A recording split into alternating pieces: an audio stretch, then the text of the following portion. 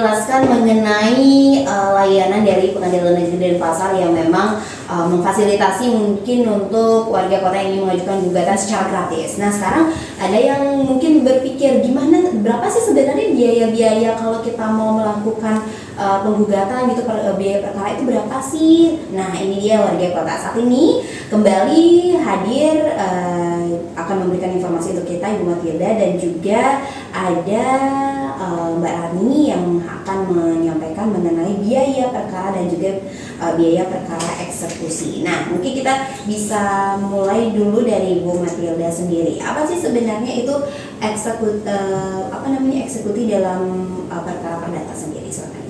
Ya, terima kasih Mbak.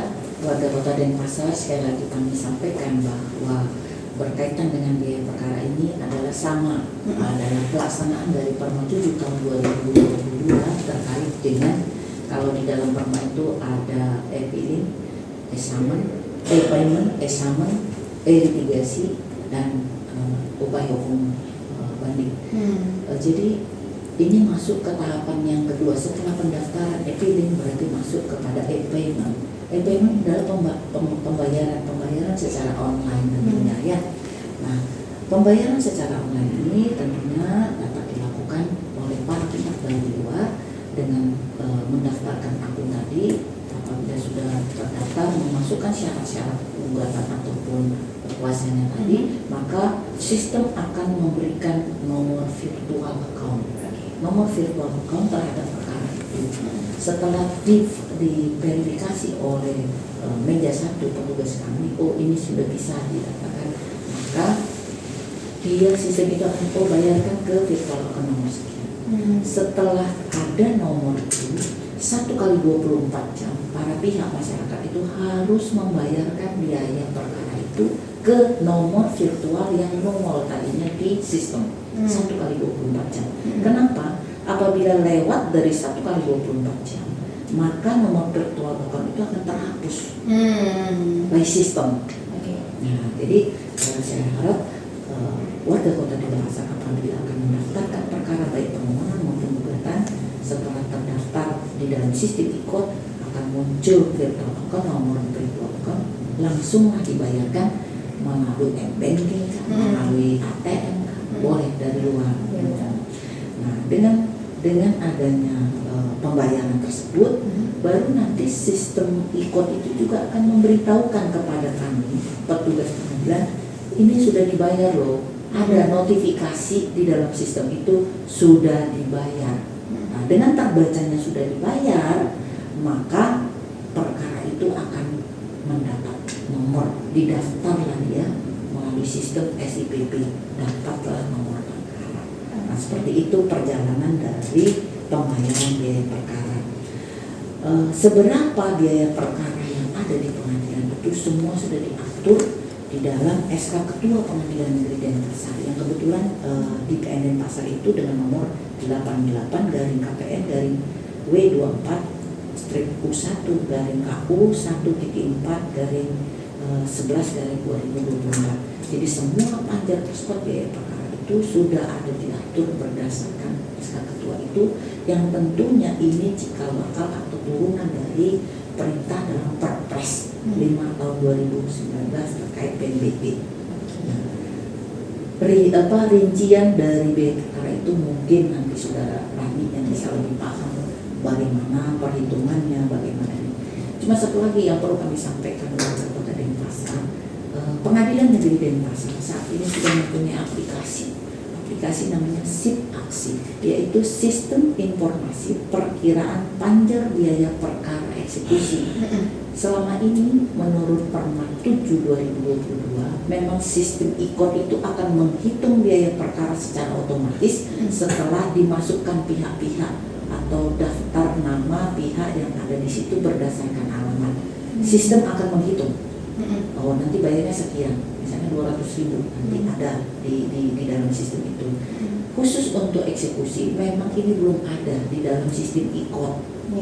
Makanya PN Denpasar menciptakan suatu aplikasi yang namanya SIP Aksi itu, Sistem Informasi Perkiraan Panjar Biaya Perkara Eksekusi. Tapi ini hanya sebatas perkiraan dulu, karena eksekusi itu beda perlakuannya, karena tiap-tiap perkara itu berbeda perlakuannya, di mana ada eksekusi berdasarkan hak tanggungan, ada eksekusi berdasarkan putusan membayar dengan sejumlah uang ataupun pengosongan. Nah, itu perlakuannya berbeda-beda karena tahapannya juga akan berbeda-beda. Tapi yang lebih pas nantinya diterangkan oleh rekan kami nanti. Demikian. Siap. Terima kasih Bu Matilda. Nah, kalau Mbak Rani sendiri kan kita hari ini akan membahas mengenai tadi biaya perkara dan biaya perkara eksekusi. Kalau tadi sedikit sudah dijelaskan tentang adanya perbedaan antara biaya perkara dan biaya perkara eksekusi. Mungkin lebih jelas, lebih gamblangnya apa sih perbedaan yang mendasar dari biaya perkara dan juga biaya perkara eksekusi sendiri? Terima kasih Mbak Renika. Jadi warga Kota Denpasar yang perlu diketahui adalah biaya perkara dan biaya perkara eksekusi itu memang berbeda kan, dari segi persidangannya. Dan kalau eksekusi itu kan adalah memaksa tindakan hukum yang memaksa untuk pihak yang kalah untuk mematuhi putusan pengadilan yang telah berkekuatan hukum tetap seperti itu. Kalau biaya perkara itu kan biaya yang dikeluarkan dalam proses persidangan. Mungkin yang tadi dijelaskan oleh Pak Wayan Sumardi dan Bu Matilda itu kan memang panggilan saat ini sudah dilaksanakan secara surat tercatat seperti itu. Mungkin dari biaya perkara itu yang pertama adalah biaya pendaftaran yang nanti akan disetorkan langsung melalui PNBP namanya Mbak. Kemudian itu ada biaya ATK, kemudian ada biaya panggilannya. Kemudian kalau misalnya biaya perkara itu ada sisa panjarnya, itu akan dikembalikan secara langsung kepada pihak dengan nomor rekening yang terdaftar di IKON seperti itu. Kalau misalnya biaya perkara eksekusi itu juga sama, namun yang berbeda adalah di biaya panggilannya, kemudian biaya pelaksanaan eksekusi itu sendiri. Seperti itu. Nah, kalau boleh tahu nih, boleh dibocorin nggak sih kisarannya itu berapa? Kalau biaya perkara itu tergantung juga dari jenis perkara yang diajukan seperti itu Mbak. Kalau saat ini memang khususnya perceraian itu 350.000. Ya, kalau perceraian 350.000, kemudian kalau permohonan itu kurang lebih dari 200.000 sampai 330, tergantung dari jumlah pemohon dan jumlah dari pihaknya seperti itu. Oke, range-nya ya sekitaran segitu. Mungkin ini bisa menjadi pertimbangan juga untuk warga kota yang ingin mengajukan perkara ke Pengadilan Negeri Denpasar. Nah, kalau tadi sendiri tentang biaya sendiri, bagaimana sih sebenarnya untuk biaya eksekusi, dan juga tadi kan disebutkan bahwa ini sistemnya berarti kayak deposit gitu ya, kalau ada sisa bakal dibalikin. Itu berarti kita kan membayarnya itu melalui virtual account ya, berarti kita melalui aplikasi dan virtual account. Bagaimana nanti adanya informasi jika ada kerincian pengembalian sisa dana, itu bagaimana sistem kembalinya? Jadi warga kota kan bingung ya, ini gimana nih, apakah ribet ya balikinnya atau bagaimana? Silakan. Ya, pada saat ini memang untuk pendaftaran di IKON itu Mbak, jadi diminta syarat-syarat media KTP seperti itu, dan ada diminta nomor rekening. Jadi pada saat mendaftar di IKON itu pasti sudah diminta nomor rekening, kemudian fotokopi buku tabungannya seperti itu, yang memang atas nama pihaknya itu sendiri. Seperti itu. Baik, kira-kira Bu Matilda ada yang ingin disampaikan kembali? Ya, terima kasih. Jadi terkait dengan biaya perkara itu, bagaimana perinciannya? Di dalam sistem informasi penelusuran perkara SPP itu, semua data terkait dengan nomor perkara itu di dalam fitur riwayat rincian biaya riwayat perkara itu ada semua pendaftaran sekian. Otomatis sistem itu akan mengakumulasi semuanya tanpa kecuali. Jadi tidak ada lagi berdasarkan catatan-catatan biasa. Jadi semua terakumulasi di dalam sistem. Jadi pertanggungjawaban seorang kasir terkait dengan keuangan perkara itu sudah jelas. Betul. Nah, itu dia. Terus yang kedua mengenai biaya perkara eksekusi. Kenapa? Berbeda, perlakuannya berbeda seperti yang saya sampaikan tadi.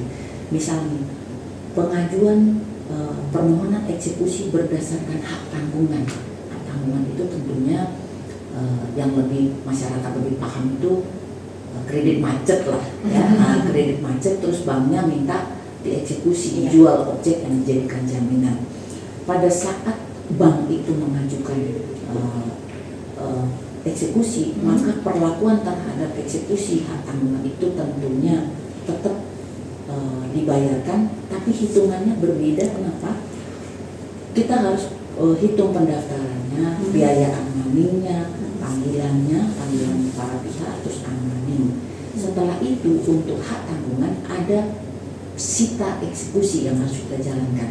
Nah, penetapan sita eksekusi ini juga harus ada pelaksanaan sitanya, terus pemberitahuan sitanya, begitu juga dengan penetapan sitanya, PNBP-nya ada lagi.